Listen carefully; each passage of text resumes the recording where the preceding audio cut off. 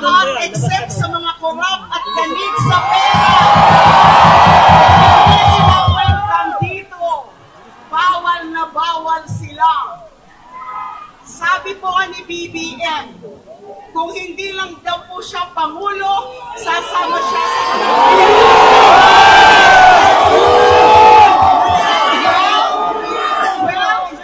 nandito tayo, hindi lang dahil hindi tayo presidente, kundi punong-puno na tayo sa sagad sa buto ng mga nagiging buwaya at demonyo. Nasaan nga ba yung mga mambabatas natin? Wala sila dito.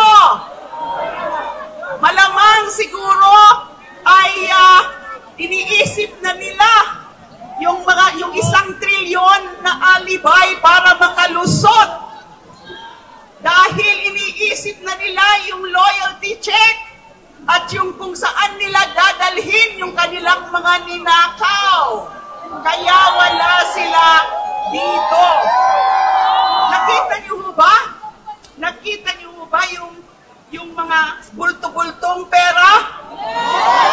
Isang distrito at isang probinsya pa lang ho yun.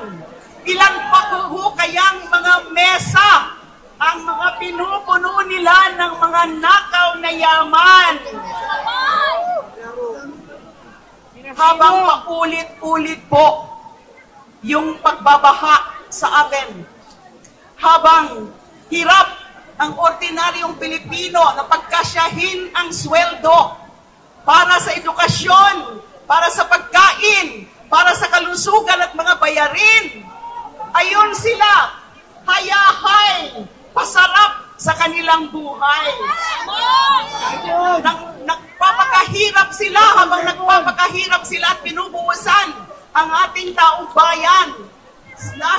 Saan napupunta? Pang-abroad nila, pambili nila ng Rolls Royce at ng Richard para gustahin sa mga luho nila. Bulyawan po natin sila. Ang kapal ng mukha nyo. Sila po tayo. Ang kapal ng mukha nyo. Ang kapal ng mukha nyo. Mas mamahal pa sa semento ng mga flood control projects. Huwag niyo na po kaming paikot-ikutin. Cellphone, sa dami ng ninakaw nyo. Hoy! Napapalubog na po kayo. Tumataob na po kayo. Tama yan, maglaglagan na po kayo. Kayong mga nagsabuatan, kayong mga sindikato, Cellphone! hindi dapat kayo sa gobyerno, wala dapat kayo sa Kongreso at sa Senado. Dapat kayo sa preso. Prison. Ay, babae cellphone! Ikulong!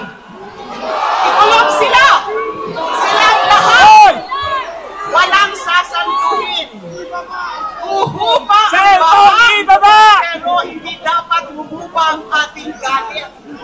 Kasama ang sambayanan, lalo na ang kabataan, ay bahain natin sila ng mga kilos at panawagan. Bahain natin sila ng mga kaso hanggat hindi makulong yung mga lahat na kasabwat dito sa malakihang scam na to.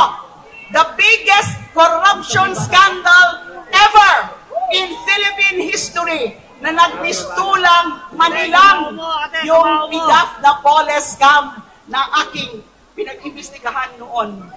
Pag-iusap ko lang po, pag-alapin natin ang ating galit, hindi para humantong sa dahas o karahasan, kundi dapat sa pagpapanaig ng batas at hustisya. Alam natin na meron dyan mga gustong magkagulo tayo. Di ba? Nakita natin ang nangyari sa Indonesia at Nepal. Pero hindi po ibig sabihin yan ay magpapagamit tayo sa mga ume-epal, saka sa mga may pansariling agenda.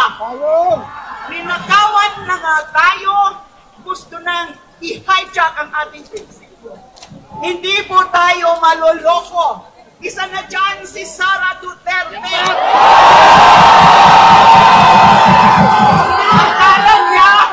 Akala niya, lusot na siya. Ikulong! Ikulong! Ikulong! Ikulong! Ikulong!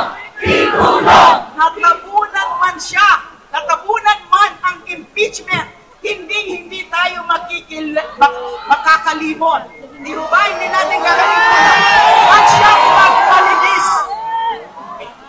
Isa rin po siya sa dapat managot.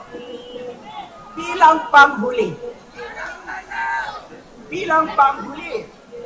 Samahan ninyo kami sa pagpapapasa ng isang batas para sa isang tunay na independent commission against infrastructure corruption. Sa lawak at lalim ng mga korupsyon na yan, hindi uubra ang mga mababaw at mga tingi-tinging pag-iimbestiga. Kailangan may ipin. Kailangan tunay na independent ang komisyon. Excuse me. Justisya! Justisya! Justisya!